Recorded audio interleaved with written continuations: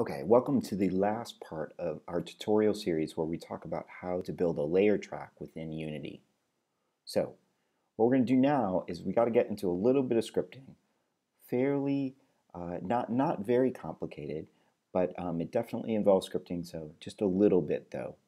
What we're going to do is we're going to go back to our project here, and we're going to create a new script.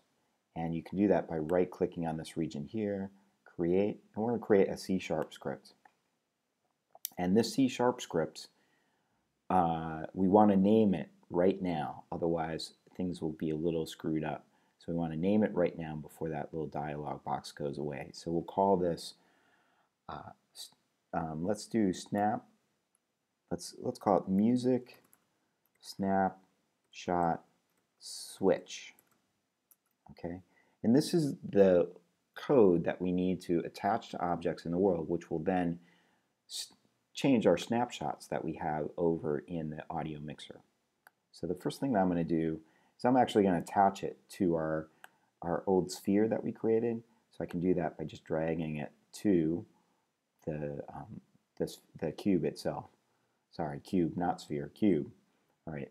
Then I'm going to want to mess around with it a little bit, so I can double click on it. And it's going to open up the Unity editor. And for a Mac, that's mono develop, and that's what is loading up right now. Okay, so this first part up here, we need to load in a few extra plugins for our script to run.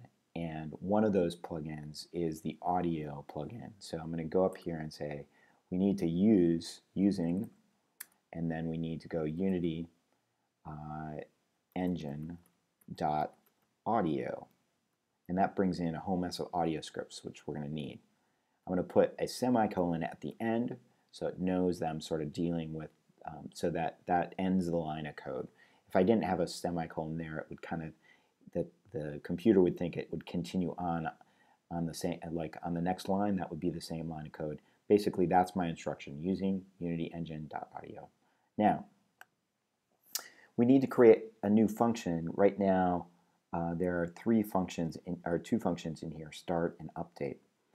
Actually, before that, let's create a variable. We need to create a variable to put our snapshot into it.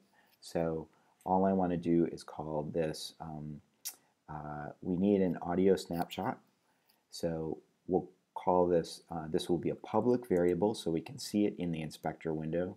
And then we say audio mixer snapshot.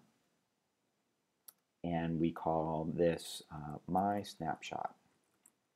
Okay, so this is just a place where we can put any snapshot that we want, so that when we collide with this object that has this script attached, then it will call that snapshot whenever we need it. Okay, then we just need one other line, well, actually, we do need a little bit more than that. We need 3 more lines of code. So when, so I'm going to say void, because I don't need to return anything back from this function that I'm creating. So I'm creating a function, and I'm using one that's defined by the Unity engine called on trigger enter. And then I need parentheses open and close, and then bracket. And then I need another close bracket down below. Okay. Then I just need one more line of code to get this to work, which is my snapshot dot transition to, and then we need to give it a number of seconds. So I'll say 4 seconds, like that.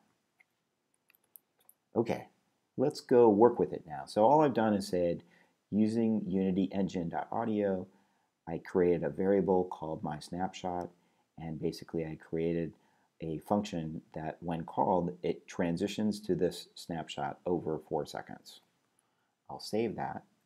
4 seconds seems a little long now. I think I'm going to go to 3 seconds, so I don't have to wait quite as long. All right, now I go back to Unity, and when I go to my cube that I've created, right here, I can actually add a snapshot into it. So I can, hasn't compiled quite yet. Oh, here we go. Okay, so I made a mistake. What mistake did I make? It's saying that, okay, this line of code, which is line number 20, is messed up. So I'm going to go back to here, and it's saying this is messed up. The reason it's messed up is because I forgot to put an F after it at the end of this. It wants a floating point value, and if I just point 3.0 in, it doesn't understand it. So I just put 3.0 F, and that means it's floating point. I know, it's weird. Coding's hard, and it sucks sometimes. So now when I go back, I don't have any more errors in my console window. That's good. Now, I also have my snapshot where I see, oh yeah, I can put a snapshot there, and I can pick one. So I'm going to pick layers 1, 2, and 3. Lastly, I have to make sure that the box collider is set to is trigger. So now, when I play my game,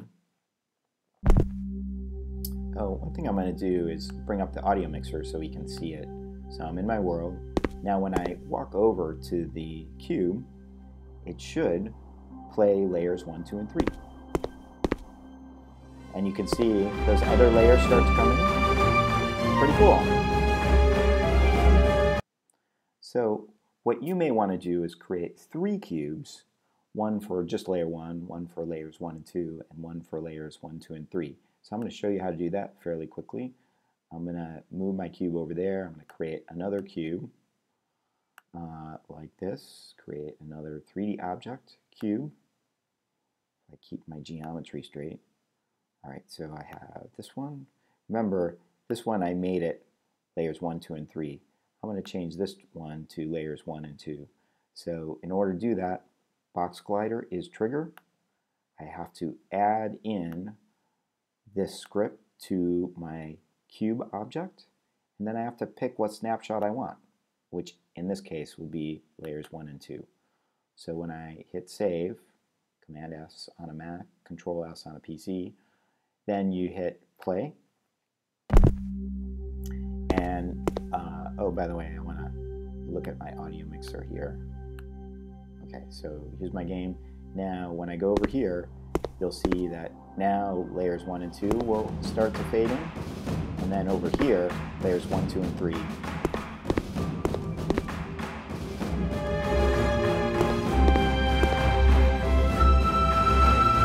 And that's how you implement a layered engine directly in Unity. So let me know if you have any questions, and good luck.